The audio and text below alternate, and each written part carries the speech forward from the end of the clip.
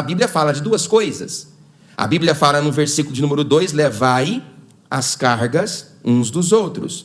E no versículo 5 diz, porque cada um levará o seu próprio fardo. Você precisa ter pelo menos um pouco de entendimento gramatical para tentar explicar essa possível aplicação paradoxal. O que é uma aplicação paradoxal? É quando a ideia de um texto é antitética, é antônima, é contrária à ideia do outro texto. O versículo 2 diz, Presley, você é responsável para levar a carga do outro. No versículo 5 diz, porque cada um levará a sua própria carga. Aí qualquer que seja o indivíduo que lê esse texto vai dizer, pastor, a Bíblia está cometendo um equívoco. Afinal de contas, eu sou obrigado a levar a carga do meu irmão ou eu tenho responsabilidade de levar a minha própria carga? No livro dos Salmos, isso é chamado de paralelismos antitéticos, quando a ideia de um texto reflete de forma contrária à ideia do outro. Os termos são técnicos, é verdade, talvez nem todos compreendem, mas você precisa saber responder para a pessoa o que você tem que fazer. Se você vai carregar o fardo do irmão, ou se você tem responsabilidade apenas com o seu próprio fardo. Eu respondi isso de 4 formas. Quantas formas, irmãos? Primeiro, quando você precisa lidar com isto, você precisa viver, porque diz aqui, levai as cargas. E eu disse aqui na semana passada, a confrontação não é apenas verbal, implica também ajuda prática. Porque vocês lembram que no versículo 1 do capítulo 6, Paulo orienta aos irmãos espirituais a fazer um tratamento de brandura com aqueles que pecam. Mas não é só querigmático, não é só na pregação, não é só na falácia. A pessoa que está caída, que tem dificuldade para arcar com suas responsabilidades, ela precisa da ajuda prática daquele que verbalmente condena, orienta, exorta. Paulo está dizendo assim, se a irmã Adriana não tem competência para segurar nas mãos de quem ela repreende, que ela fique calada. Estou só ilustrando, irmã Adriana, pelo amor de Deus, não precisa apertar os cintos. Aqui diz assim, Preza, se tu não tem condições práticas, comportamentais, de ser a solução para o problema que você condena no irmão, então fique calado. Porque se você propõe a condenar com a sua boca, seja capaz de carregá-lo com os teus braços. Dá para entender isso? Diga amém. Como? Sendo humilde. Está aqui, não posso sobrepor ao meu irmão apenas pelo fato de vê-lo depender de mim. Porque a Bíblia diz assim, aquele que se gloria, e é interessante que esse gloriar é gloriar ao fato de que eu preciso carregar o Carlos. Aí por ver o Carlos depender de mim, eu me glorio pelo fato de que ele depende da minha assistência. Paulo está dizendo aqui aos irmãos de Corinto, porque se alguém julga ser alguma coisa, eu vou parafrasear, só porque está ajudando alguém, não sendo nada, repita comigo, irmãos, todos nós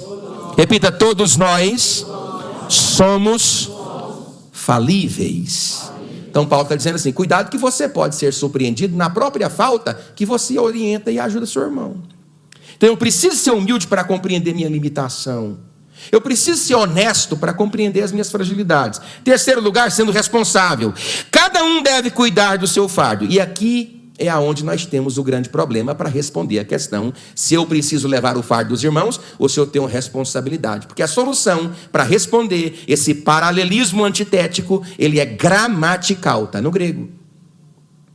Quando a Bíblia fala assim, levai os fardos uns dos outros, a Bíblia fala de um fardo específico, de uma sacola, de um peso atenuante que é sobreposto à vida daquele que eventualmente não pode carregar. Sobre este peso eu sou obrigado a carregar. Mas quando a Bíblia fala, cada um levará a sua própria carga, a palavra carga ou fardo aqui são termos polissêmicos que têm diversos sentidos. Este aqui é uma bolsa pessoal. Põe a mão no seu coração. Põe. Repita agora comigo. Eu tenho. Repita. Eu tenho os meus próprios fardos. Deixa eu dizer para ti agora, dá um glória a Deus. Não adianta, ninguém vai carregar este aí não. Este é seu. Se há eventualmente algo que te faz cair da fé, porque foi sobreposto sobre você uma oportunidade, uma capacidade, um trabalho, um serviço, um desempenho que está para além da sua capacidade, tudo bem, nós ajudamos, mas o fato de você ser ajudado em algumas dificuldades não significa em toda dificuldade, porque em alguma dificuldade você tem que lidar com ela de duas formas. Eu coloquei aqui, ó: ninguém será culpado se você sente peso em carregar o fardo que é teu. Ah, mas é porque... Não é por causa de ninguém. Ah, mas é porque... Não é sobre as pessoas. É sobre a sua incapacidade de lidar com as suas próprias deficiências. Existem fardos que são meus. Deixa eu dizer, minha esposa não carrega, a igreja não carrega, o pastor não carrega. Posso falar a verdade? Diga glória a Deus. Nem Deus carrega.